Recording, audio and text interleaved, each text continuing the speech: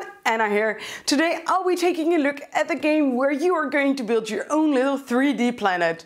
Yes, you heard that right, 3D, because we are going to be making a planet with magnetic pieces. And the game that we are going to be playing is Planet.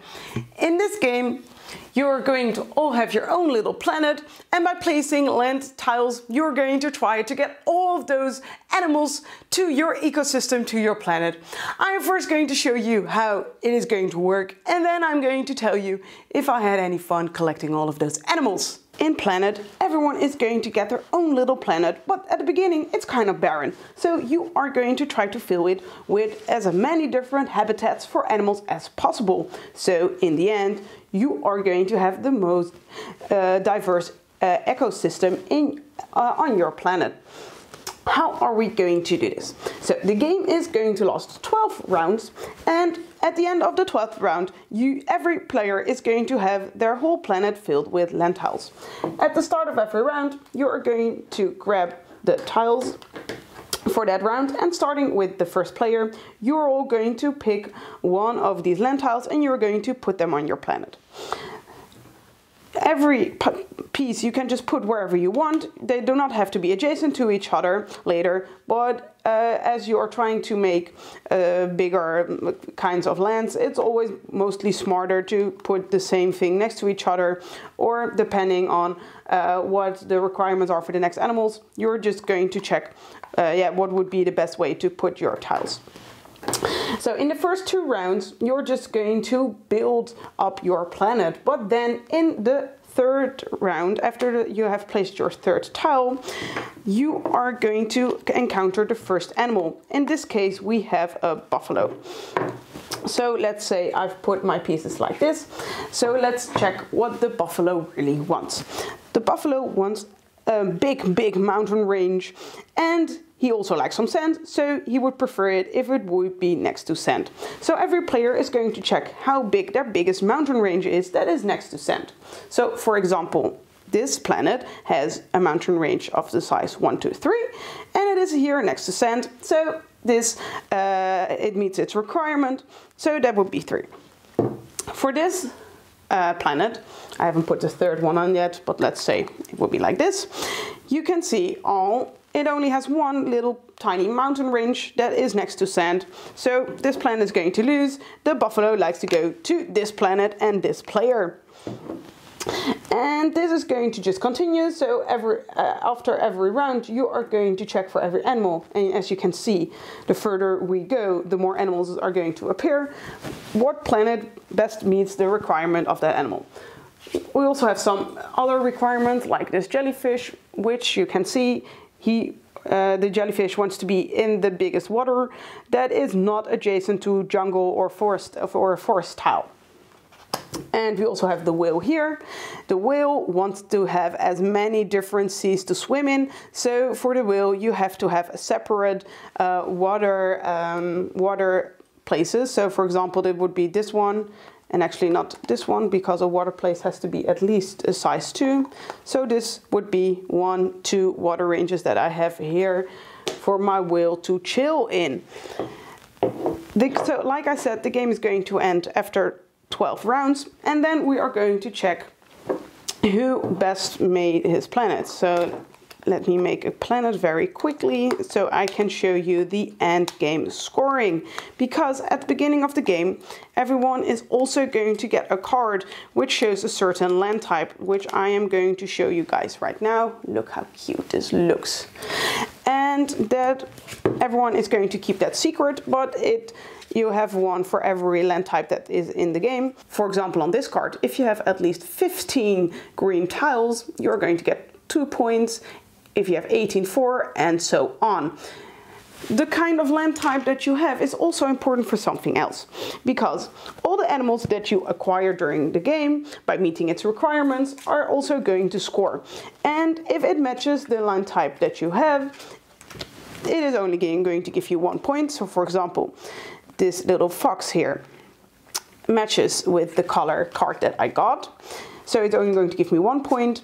But all these water animals do not match my card, so they're going to give me 2 points. So like I said, you are going to count up all of your animals and you are going to check how many of that land type you have. And that is going to be the score of the game, and that is going to be your end score, and the person with the most points wins the game. The first thing I want to show you guys is the artwork, because I think they really nailed it with the artwork. They chose a realistic approach, which I really like.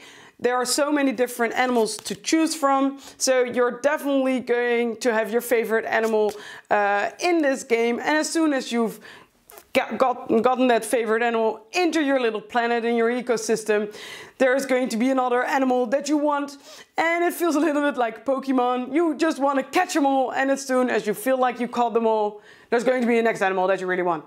And I just really like this. It's just going to be so much fun while playing. Everyone is just going to be like, I want this one, I want the penguin, no, I want the penguin, oh, and I want the orca, and it's just going to be a blast.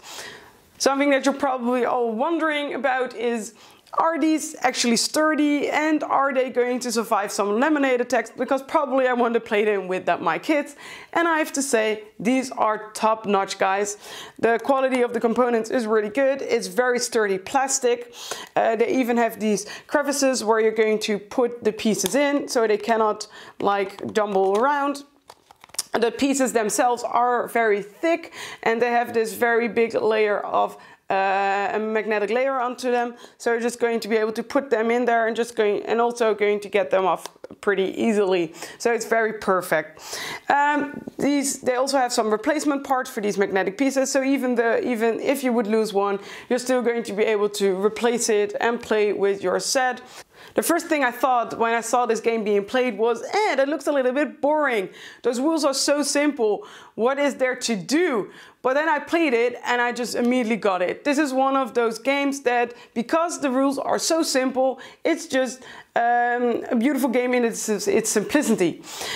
You're only going to be doing one thing every round, which is placing one of these tiles, but then you're just still have to figure out, you still have the challenge of where am I going to put this piece and how am I going to make sure that for the next animals that are coming up, I will be the one that will get those animals. Because the rules are so simple, you can actually play this with everyone. Kids are immediately going to get this game because it is very clear what you have to do. It's very obvious. You want that animal, okay, then you need to collect that type of land to get that animal.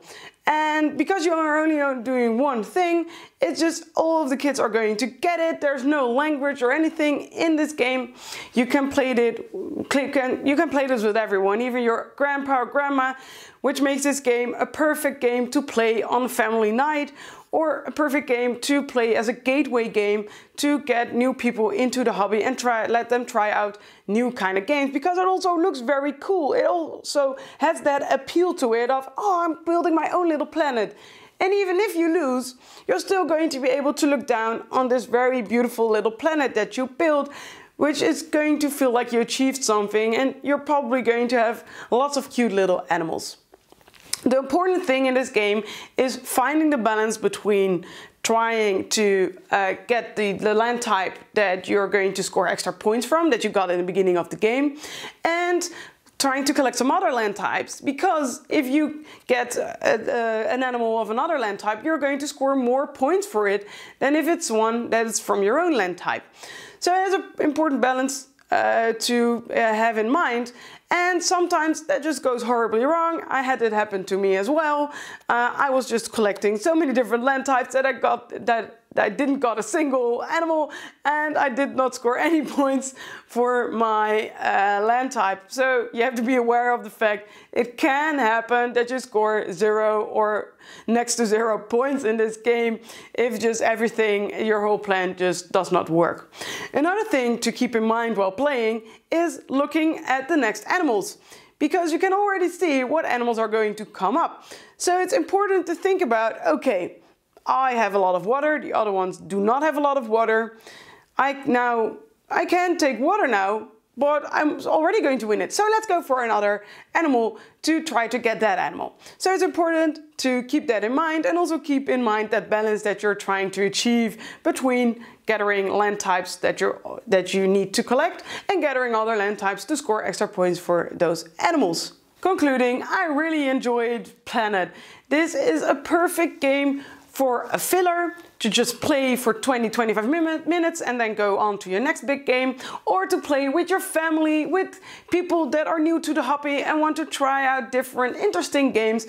This is going to appeal to everyone. The rules are so simple, everyone is going to have a blast, and that is going to be my review of Planet. Try it out, you are not going to regret trying this game out. And that is Planet. Thanks so much for watching the Dice Tower videos. Find more great videos and reviews, as well as our top-rated audio podcast at dicetower.com.